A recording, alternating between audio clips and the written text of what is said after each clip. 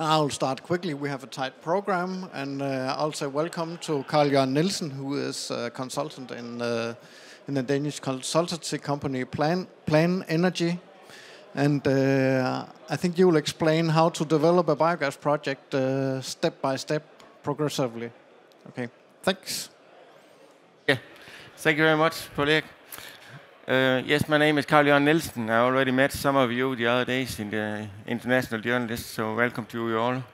I'll try to talk a little bit how we do it step by step, biogas in Denmark. And I'm sure some of you will see that it's not, you could do it in a different way, but that's how I see it. That's how we have the biogas projects in process. Let's see.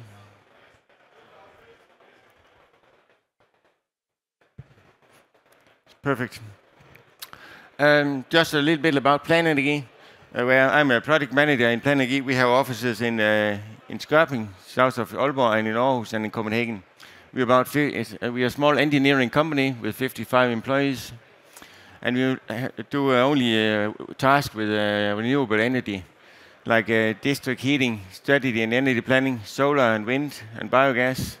And we have activities in Germany, Japan, India, and Slovakia, and Canada, Belgium, and Italy, and USA. And regarding the biogas, which is the only topic that I'm working with, we are planning new biogas plants. We are applying for the legislation. We make the tenders and the contracts, and we make analysis for the process and optimizing the process. We make some technical due diligence in Denmark and also in foreign countries. Whenever an investor wants to buy a biogas plant, we make the due diligence. And also we make the feedstock contracts with the farmers and the biogas plants, and also the negotiations between the farmers and the biogas plants, and several other different tasks. So, and if you have any questions during the presentation, you're free to ask them. What I'm going to talk about is a little bit about the farm-scale biogas plants, and we have the centralized biogas plants. How does it all start? What is the process, and how long time does it take from we start till we have finished the construction of the biogas plant? And who will be the owner of the plant? This is the gas grid in Denmark, and now we are pretty happy that we have this gas grid, because every time there's a biogas plant who wants to build or plan a biogas plant, they think about where is the gas grid and where can we be connected to the gas grid. Maybe we'll also do some liquid gas in the future for transportation, and then we'll drive it with trucks. But in the meantime, we'll just use the pipelines that we have already. So we have some areas without the gas pipes, like here in Djursland, and we have also in Bornholm. They have some challenges, but we are not so afraid of making a gas pipe for 20 kilometers or more. If we have a huge amount of methane, it's expensive, but it's not impossible. So we can be connected almost everywhere in Denmark. So that's one of the things that we are going to talk to the farmers or the investors about. Where is the gas pipes? I was mentioning the farm-scale biogas and the centralized biogas plants. When we talk about farm-scale biogas plants, they are pretty big. They are about 90,000 tons of feedstock, a production of 7 million cubic meters of methane. That's what we call a farm-scale biogas plant. And it is really not a farm-scale biogas plant. It is a lot of feedstock, and it's more than one farmer also. But they are. That's what we call for a farm-scale. I know in the future in the past we had a lot of farm-scale biogas with 30,000 tons, and maybe only 1 million cubic meters of methane. But now they're getting bigger because we are upgrading the biogas, and it is so expensive if you have only small-scale biogas plants. Then we have the centralized biogas plants, and this one is about 500,000 tons. We have them up to more than 1 billion tons of feedstock, and up to 40 million cubic meters of methane is the biggest in Denmark at the moment. And you can see the capex here, that's just approximately. Depends on how much technical solutions there are on the biogas plants. How does it start? Normally, or sometimes it can be a farmer who gets the idea. Oh, sorry. It's the farmer who gets the idea. He thinks, okay, biogas could be pretty good. Let's see if that's an idea. It could also be the advisor. It could be the local community. If they see that, okay, in this community we have a lot of industrial waste, maybe we should make a biogas plant. It could be the investor from energy companies or pension funds that comes up with the idea, or companies related to agriculture. It could be a potato company who has a lot of starch that they can use as industrial waste for biogas plants and things like that. So they also consider, can we make our industrial waste get a higher value if we put it through a biogas plant? If we don't have enough cows to eat it, then we will have to put it through a biogas plant to increase the value. So there are many ways to make a biogas plant. I have a time schedule that I'll be talking a little bit about. The first year, you can see here, the first thing is that if a farmer or investor or a person gets the idea, then we will have to mature the project. We will test the idea. We will find out if there's resource or feedstock. In Denmark, we use about 70 to 75% of the feedstock in the biogas plant. That is manure. So we are very dependent on that there is a lot of manure in the area. So that's one of the major things. We are looking up to maybe 20 kilometers from the plant site and say it's a long distance, but we can collect the biogas, the feedstock from up to 20 or maybe 30 kilometers from the plant. So we have to have enough feedstock in that area. But normally in Denmark, if we take an area of a radius of 20 kilometers, we have maybe 500,000 tons of feedstock, just manure. So normally it's not a problem. But when we get more and more biogas plants in Denmark, they are competing a little bit about the feedstock. Then we will have to make a working group. That will normally be the one who got the idea and some other farmers and maybe investors, or could also be constructor of biogas plants who will be in the working group. And that working group is normally following the process from the start to the end. And then we have the locating, where can we put the plant. That is pretty important. It is very difficult to find a place for biogas plants. We would like to have 8 to 10 hectares in Denmark for one plant. And we would like to have more than 300 meters from the plant and to the neighbors, to the nearest neighbor. And we have some areas in Denmark where that is very difficult. But sometimes we have to buy some houses or maybe a farm, and just so we have some more space, so we can get the distance. Because the neighbors, they are not so keen of the biogas plants. But I don't think that's just in Denmark. They like the green energy, but they don't want it close to them. The next thing is, you can see the working group. Now we got up to 3 years. We got the working group. It's going on all the way to the end of the process. But we also have the development of the project. We have the business case. We will have to find out who can buy the biogas. Can we put it on the grid, and who will pay for it? What is the price for the biogas that we are selling? Can we make a business case out of it? This business case will continue during the whole process, because we will have to upgrade and new figures in the business case as during the process, whenever we get more experience in what's going to happen. Financing the projects, it's very different. If we don't have the investors in the beginning, then maybe we need some money for the legislation. Maybe sometimes you need 2 or 3 million Danish kroner to, 400,000 euro for the project, for the legislation and the planning and all to keep the process running. But if the farmers and the one who got the idea don't have the money in the beginning, then he will have to find some investors at this point. And that's some investors, they like to come in at that part, but we don't have a project at this time. We just have an idea. We could also wait until we come out here. Then we have supplier contracts. We have secured the feedstock. That is also a long process. We have maybe 70 farmers we have to negotiate with, make the contracts and agree on that. And we have also the industrial waste we have to secure. And it takes a long time. You could see we could do it maybe in 3 or 4 months, but normally it takes a long time. But I think maybe in 3 or 4 months we have secured maybe 70% of the feedstock. But then the rest will come a little bit later. So, and we also have then we have to talk to the local community, because we have to apply for the legislation. So we start with some meetings with the community, and then we have a long period here for legislation. Normally it takes 12 to 14 months, sometimes more, to get the legislation from the community and the authorities. So the investors, to go back to them, when we have here, when we have a project, we have the legislation, then we can also go out and ask the investor, do you want to go into this project? We have a complete project. We are ready to start building. How much will you pay for going into the project? And can you help us to invest the 50 to 60 million euro? Some investors like to come in at this point because then they know that we have a project.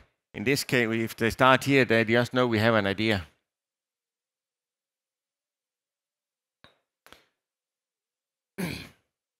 Then we keep on. We still have the work group. It's continuing now. We have 4 years.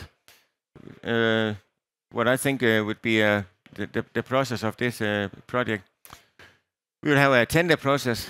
Maybe we will have a tender process. It's not because maybe we have an EPC with the engineering, procurement, and construction. Maybe have one of those connected to the project already from the beginning. It could be like Nortec, Envitec, Lundsby, and other companies. If they are connected to the project from the beginning, maybe we won't make a tender. We'll just ask them if they will give a good price, and then we will compare it with other prices that we know from other projects. But normally we will make a tender and see who can build it and what is the best price and how will they construct it. And we will ask companies in Denmark and companies in Germany normally. There will also be a negotiation normally. And that we'll do that during the application process. So we will start the tender process before we have the application. And then we will finish the negotiation when we have the application, and then we will be ready to ask for the building permit. And when we have the building permit, then we know who's going to build it, and then we can start the construction. But we also, when we have the building permit, we can start construction here. But we also like to have the employees.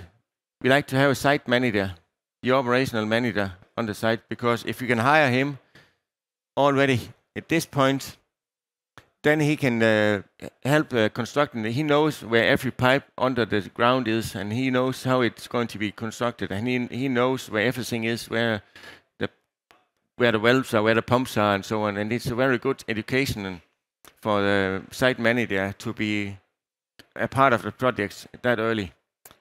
I know that you have to pay the salary for him for 1 year because there's a production, but I think he'll pay back more than many times because he has so much in his head that he knows how it really works. But sometimes we are not able to get the site manager who's going to run the biogas plants so early. But in the optimized world, we would like to have them that early.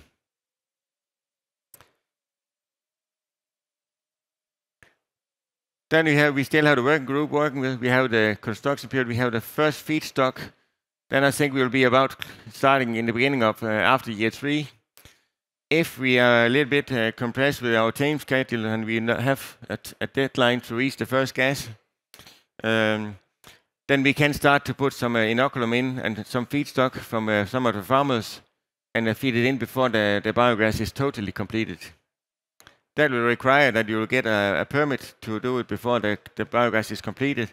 Normally it's not such a big problem in Denmark to have it, but I think it's a little bit, in other countries it can be a challenge.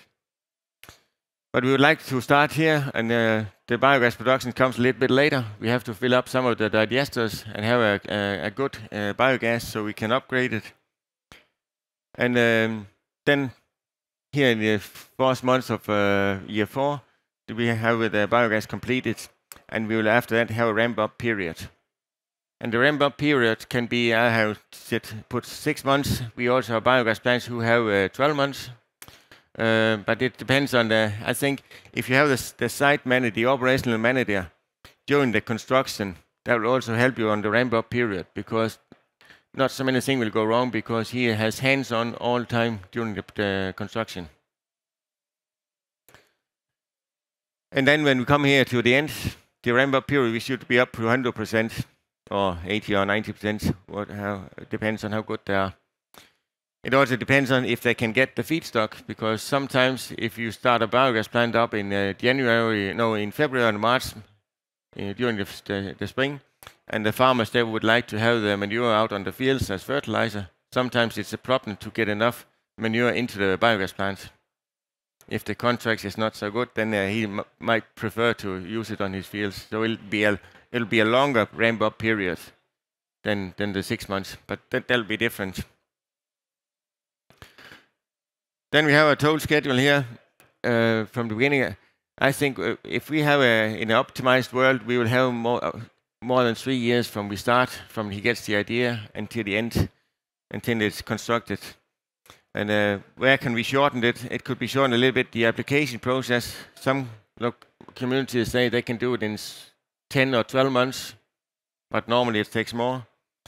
And the construction period, a farm-scale biogas plant could be built in maybe 12 months. But the centralized biogas plants, it takes normally 18 months till it's totally completed. But the size has a little bit to say also about the period. If it's a small scale, you can increase it. You don't have so many farmers you have to negotiate with. It's always a smaller amount. But I think it could be maybe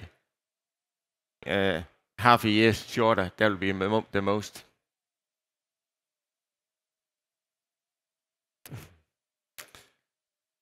But I have to tell you also that this is only the major task that will be in there are so many different tasks during the process, but this is in overall that it could be looked like this. There are many, we also negotiation with the industrial waste, it takes a long time. Also the buyers of the biogas, maybe we are talking about using the CO2 also to make it liquid and to sell the CO2. Maybe we want to see if we can sell liquid gas. There are many different considerations during the whole process. And when we complete it, it could be looking like this. One of the biogas plants in Denmark using 500 tons of manure and producing approximately 23 million cubic meters of methane. And they're already expanding, and they are going up to 800,000 tons in the future. So, I hope you have some questions, if there's a little bit time left. Thank you. We have 5 minutes for questions, and I have the mic. Andre Browns, Channel 7. So, with all this work of planning and the investment demanded by the project, what do you expect the profit to be for the investors? For the investors, yeah. We normally, when we do the business case, we always calculate that they will have more than 10% in interest rate. Otherwise, we think it can be difficult to get the investors. But it also depends on, do they want the 10% of the whole capex, or just of the capex or just of the money that they bring to the project, their own? Because we can make loans cheaper than 10%, of course. Because the biogas business in Denmark is it's good projects. And we know that biogas plants in Denmark, they can make the money also, and they can run the biogas plants so smooth that they are not breaking down, and they're almost always producing. So it's what you call it, stable production. Safe investment. Safe investment, yes, exactly. Thank you. It's a safe investment, and that makes it easier to get the cheap loans. But that also depends on who is your investor, who is your partner. If you have a good partner, maybe an energy company that the banks they rely on, then maybe we can get a cheaper loan. So that's also something the farmer have to consider when they find a partner. can we get better loans to work together with them? Yes, any other questions? Okay, I have one. When you look at it, both for your experience in Denmark, but also from projects abroad, what are the most important challenges to overcome? Where are the key steps that you need to keep focused on to have a success with your biogas project? Yeah. I think in Denmark it has been so easy. We have the gas grid, so it's not a problem to get rid of the gas. We can always sell the gas to the gas grid. And also, before we got a subsidy on top of it, we are not sure that we get the subsidy in the future. But it was easy to get rid of the gas, and that's not the same in other countries. Maybe they have to transport it to get to the gas grid, and there could be other conditions. So that has been the easy part in Denmark. But I think that is so important in the other projects that you can sell the gas to the good price. So that's very important. And the feedstock is always very important, that you have secured the feedstock. Because you can't lend any money. You can't borrow any money if you don't have secured the feedstock. That's one of the first things they want to see. And of course, the permits is also very important. So I think that's three of the major permitting is very different from country to country. We have countries we work together with, and they have, when it's small plant, it takes 14 days to get the permit. And in Denmark, we talk even small plants, it takes 12 to 14 to 18 months. So it's very different. Thanks. Any other questions? Okay, I think we'll thank you, Karl Jørgen. You're welcome. And thank you.